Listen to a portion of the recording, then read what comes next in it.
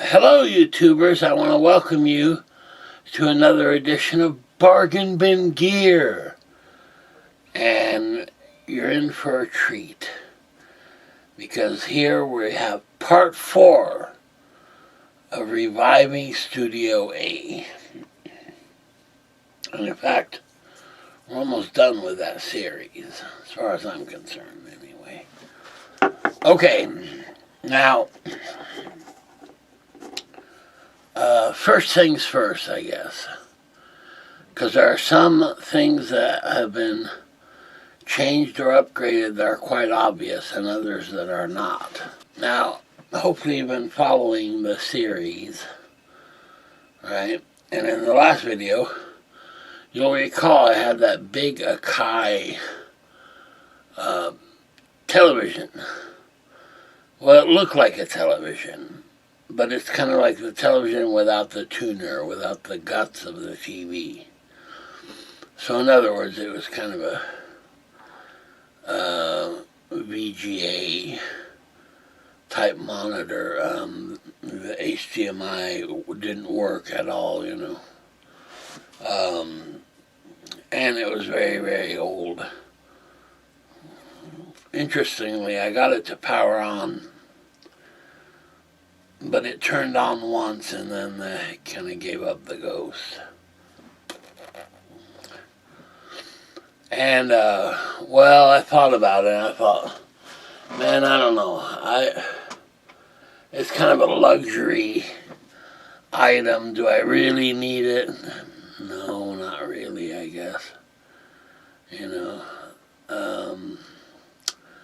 But I thought, well, I don't know, maybe I'll try and replace it. We'll see. And I gave myself a budget. And the budget was $100.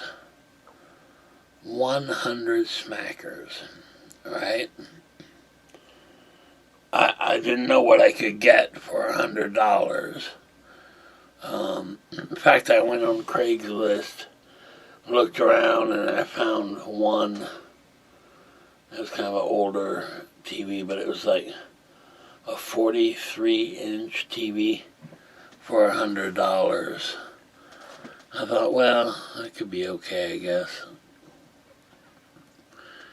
And then I thought I'd go to Best Buy, you know, and look around and see. But then it dawned on me, you know, $100 isn't going to get you much at Best Buy, let's face it.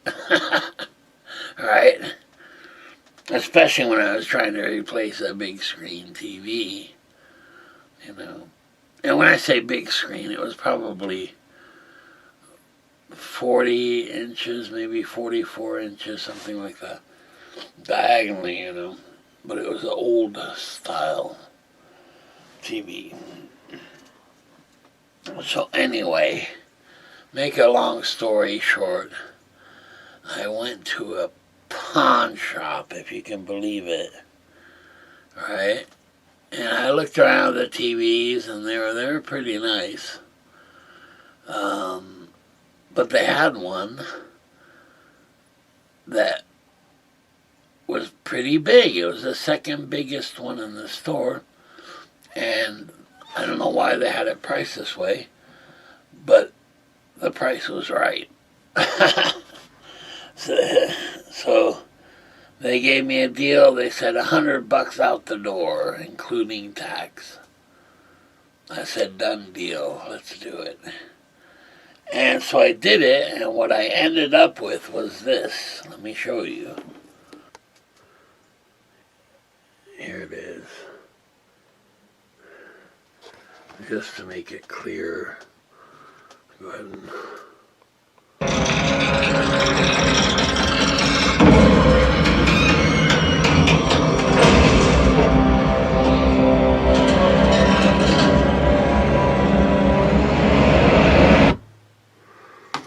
Okay, so in other words, it's a 50-inch Vizio TV. And, well, I thought, man, that's pretty nice. And the picture is just fantastic.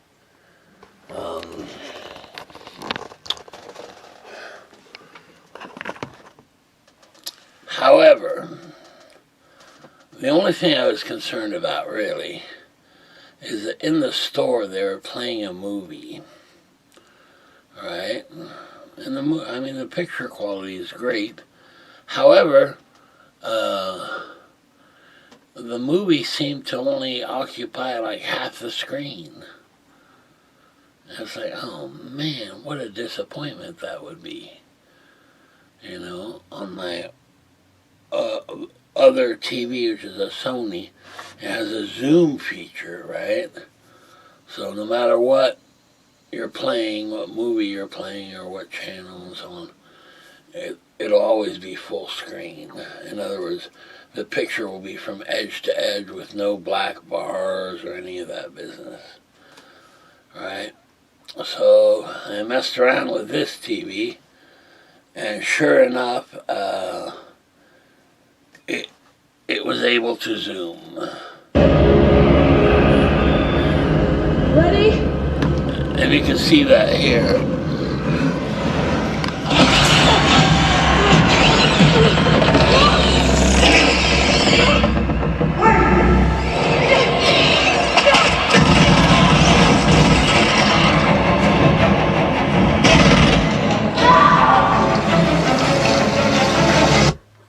Okay, so that's the very first thing, is the TV, right? I thought, wow, how cool is that? And it has a pretty good sound to it, really, on the sound bar. However, I thought, well, it's kind of silly to use the built-in speakers of the TV, which are tiny, and they still give a pretty good sound. But man, what if I could run it through the Mackie HR824 monitors, right? And I had a Mackie mixer.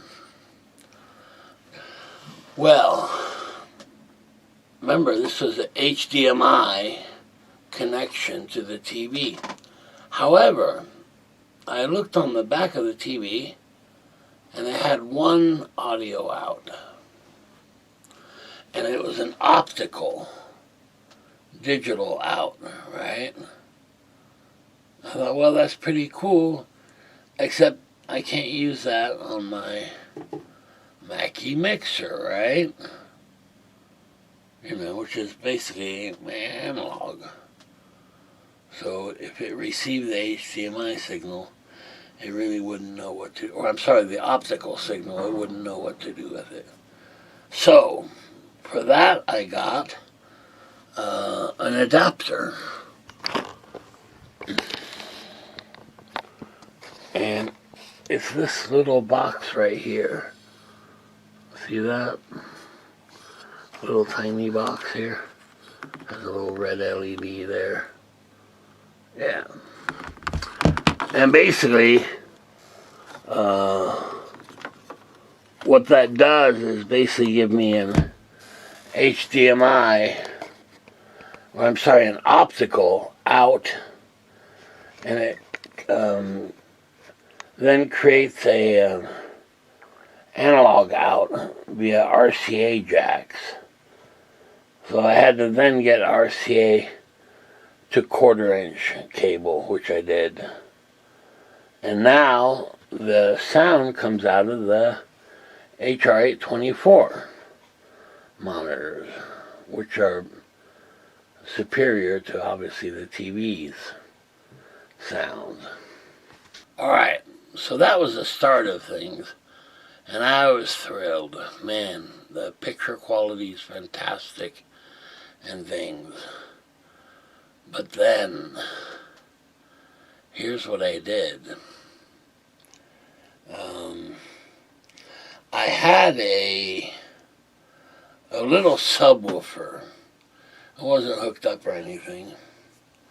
And I thought, man, I'm going to hook it up and see what I get. And I've wanted to do this for a very long time, to add a subwoofer to my studio setup with the Mackie speakers. Well, it turns out that subwoofer was no good. I mean, it would power on, it would go through all the motions, but no sound at all. So I said, phooey with that. And it's to be expected. It may have been something that needed repair, I don't know. Anyway, as it turns out, I went to my shed, and I remember there's a big old subwoofer, big one, right? And I thought, well, let's see, I think it was a 12-inch sub, powered, right? And it was pretty powerful. I mean, I think it was like maybe 150 watts, maybe more than that. I don't know exactly. But I looked it up, and it turns out some of their subwoofers for this company, it's a American, well, anyway, American something sub. Well, I got it in here, and that was quite a chore, because let me tell you, this thing is quite heavy. Right, so I brought it in and set it up in this corner here. So there it is. There's a big old sub. It's a front firing sub. And what I did, now keep in mind it has RCA ins and outs, so I had to, it has RCA in and outs for the sub. So what I did is I used the aux sends on the Mackie monitor, right? And I had a really long RCA cable, and I have two adapters on the mixer end for 1/4 inch, right? Aux sends. And now, when I play the Mackie monitors or any sound, the subwoofer turns on. And let me show you, because it can vary how much of the sub sound you get, the low sound, you know.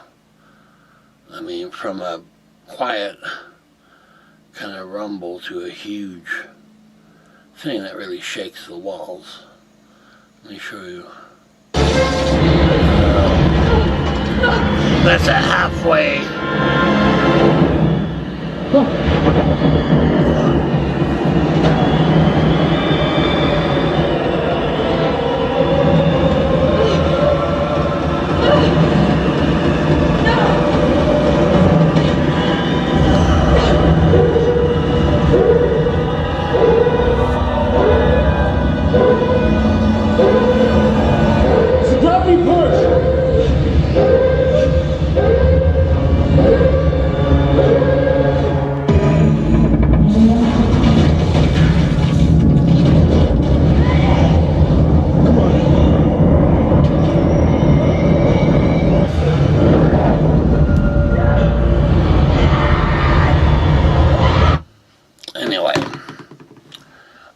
So that's the sub, and I'll tell you what, I was kind of thrilled actually with the sub sound. Let me set it back to its original settings. I think I had it. It may be a little high, but I want to show you what it does. So I thought, well,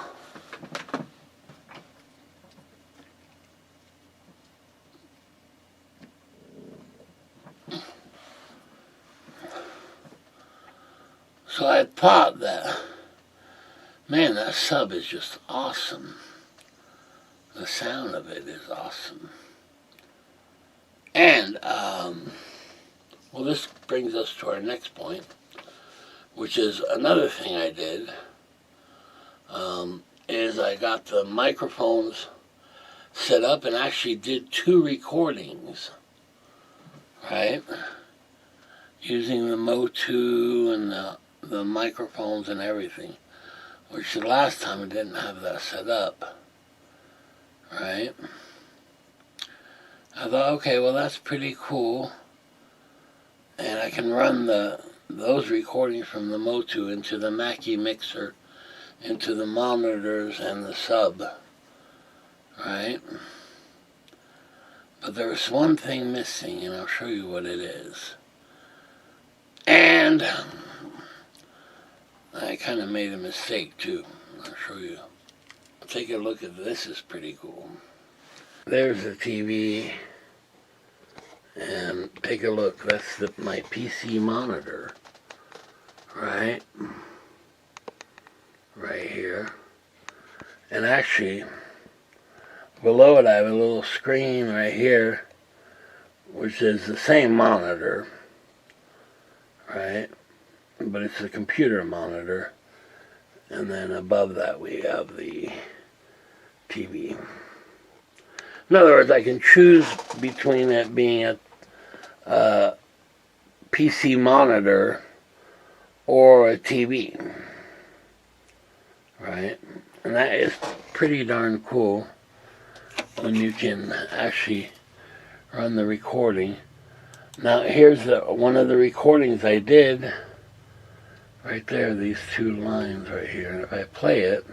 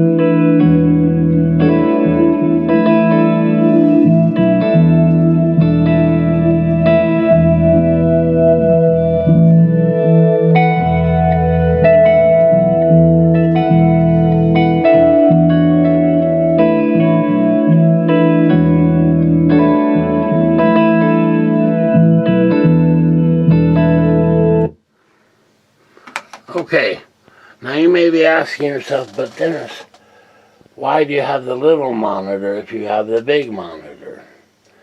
And the reason being is that's the computer monitor, right?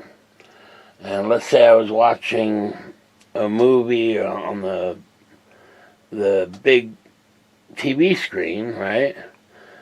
But let's say during the boring parts I wanted to check something or do something on my computer, right? Well, there it is. It's ready to go. So in other words, I have a choice with this setup on the TV screen can be either the TV or the PC monitor, right?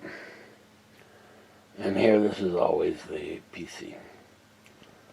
And eventually I'll get this little guy hooked up right there, this little 7-inch monitor, but I haven't done that yet.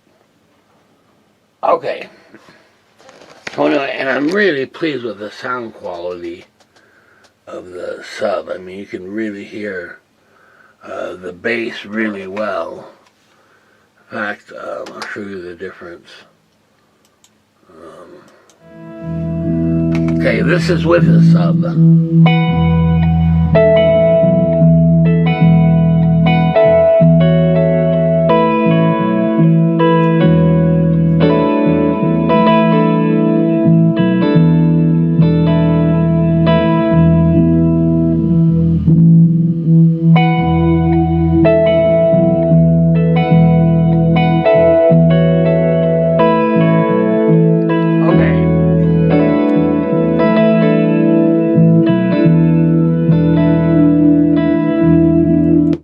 Now I'm going to switch out the sub.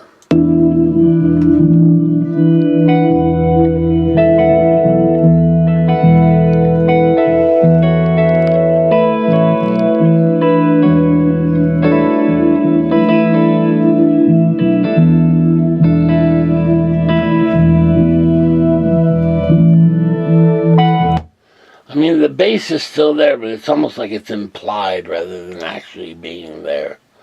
All right, now I'm going to bring back in the sub.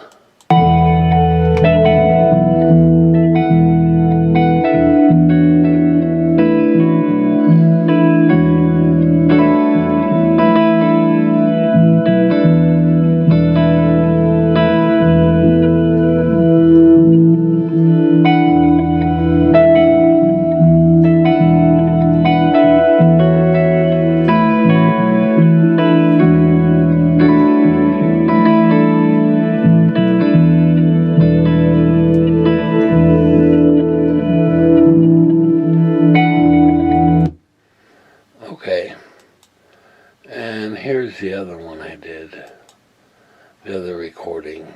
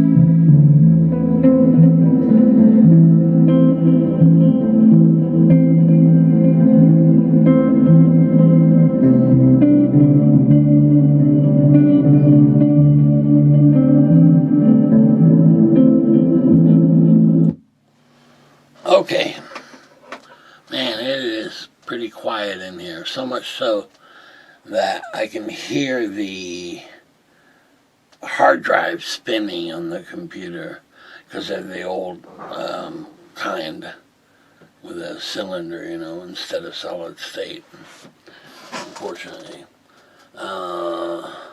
However, it helps me in doing everything from recording to even the mastering of it. In fact, I had to run a noise reduction on it because I could hear noise, and I bet you it's the same thing with the other one. Let's find out.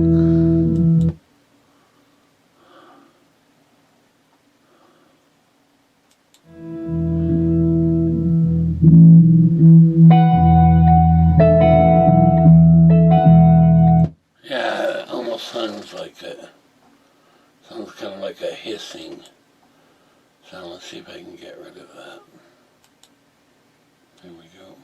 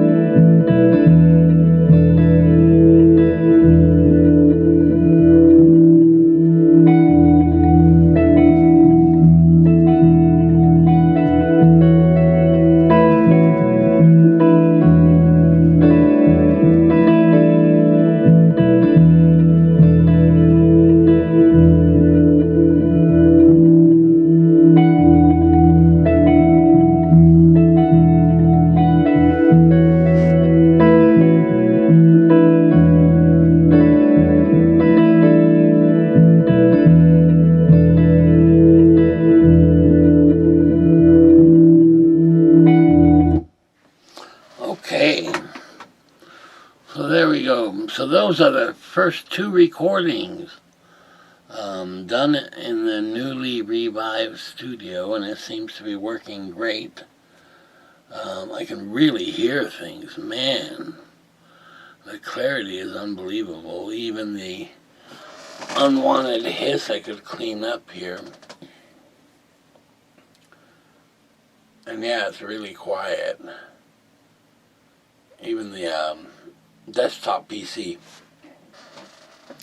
the old one I had, was just really noisy. This one's pretty quiet. I mean, I can still hear it just a tiny bit. But it's those hard drives, man, I was surprised.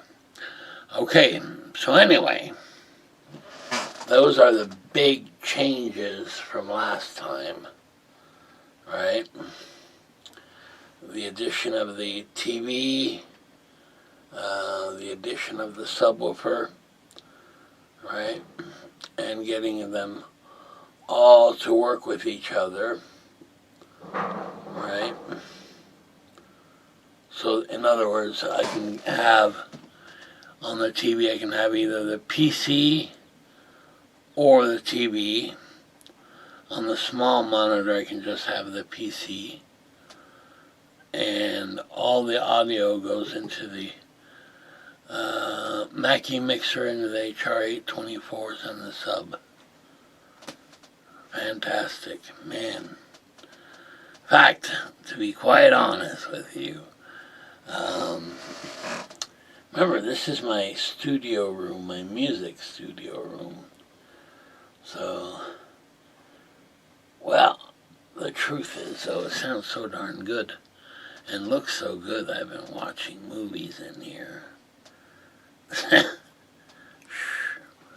Anyway, but it's really enjoyable, and even having the PC on the screen, you know, you can really see those waveforms and the plugins and all that business. You know, makes mastering a lot easier too. So very, very pleased. Okay, now I need to put the finishing touches on it, because now everything is functional, which is the whole point of the thing, right? However, one thing I can do is on the front here, let me show you.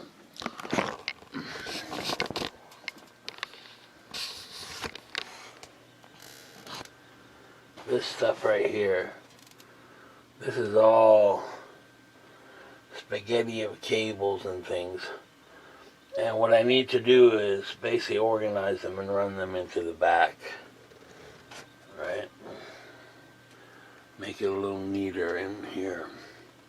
That's where I have all the PCs, but only one is running. I kind of did that with the cables coming off the TV. You can see that here. But even that should go behind there. So in other words, just cleaning up the wires and things. And then there's a few other things, but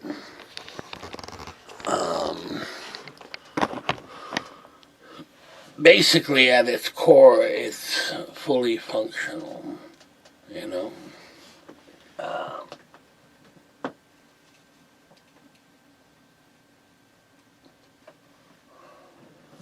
In other words, if this studio was a Death Star, it'd be a fully functional Death Star.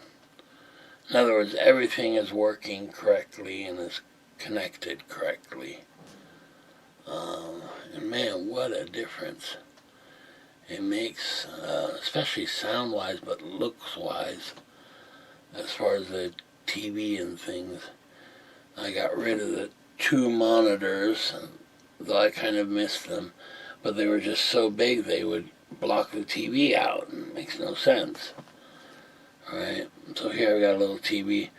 Probably going to put a laptop in here on the side, I don't know. In other words, there's still some things to be done, especially the wiring, or I should say rewiring. But at least now I know how things need to be hooked up and where they need to be hooked up at, right? And then we still have the pedal board to put together. Though what you heard there on the two recordings was the Line 6 HXFX, which I really, really like. Okay. Oh, another thing that's bizarre is when I use the TV remote, right, if I'm not careful, it changes the lighting around the room, which is bizarre. For example, it was blue and now it's kind of white, at least in the back here. The rest is blue. So basically I have to get up and go use the remote there. Maybe I'll keep it up here. Alright, so anyway, and I have to say, I'll show you the mistake I made. Okay, now one thing I did which I didn't need to do is, well, I really wanted to be able to use the TV as a monitor, and it has HDMI, right, inputs. And this PC was hooked up via VGA, right, on my old monitor. The one that's here is still VGA. So I got a VGA to HDMI adapter right here. It's like $8 or something on Amazon. Well, as it turns out, to my surprise, as I was hooking it up, I looked, and this is a kind of an old PC, it's running Windows 7 and things. However, surprisingly, well, it had an HDMI out, right? Rendering this kind of useless for this purpose anyway. I'm sure I'll use it at some point, though. It's a VGA to HDMI. I'm sure I'll find on one of these old computers where it's just VGA, But in this one, it has HDMI out, and I had an HDMI cable, so it connected right to the TV, no problem. And for the audio part, right, I have the Motu interface. And it can also do the system sounds, if you like. In other words, if I play a YouTube video on the PC, I can get the audio of that on the, right, going through the Motu as well. Okay, so anyway, believe me, this was a big undertaking. You have no idea. Especially bringing in the sub, finding a place for it, and trying to get it hooked up and things, because it's a pretty big boy, really. It's a big sub, but boy, does it make a difference, And that's exactly what I want. I mean, I could turn it up to where it's very, very noticeable, to a more moderate level where it's just kind of an extension of the Mackie monitors, except instead of the implied bass, it's more the real thing, if you like. Alright, so anyway, total spent was about maybe $130 when you consider the adapters, the cable, and the adapter I didn't need, which is okay. It's actually less than that. Yeah, the cable was $5, and then the adapter was $11, and then, yeah, almost $30. And the TV was $100, and man, that is the deal of the year for me. I just absolutely love it. And it's so clear and super. Just very nice. And it fits the room pretty well. I could have gone bigger, spent more money and gone bigger. But I told myself my budget is $100. That's it. I wasn't expecting to get a 50-inch TV, I have to admit. But once I did, I'm really glad I did. It seems to fit this room really well. Had I gone bigger, it would be kind of obnoxious in a way. You know, bigger than it needs to be. Whereas here, this seems just right. You know,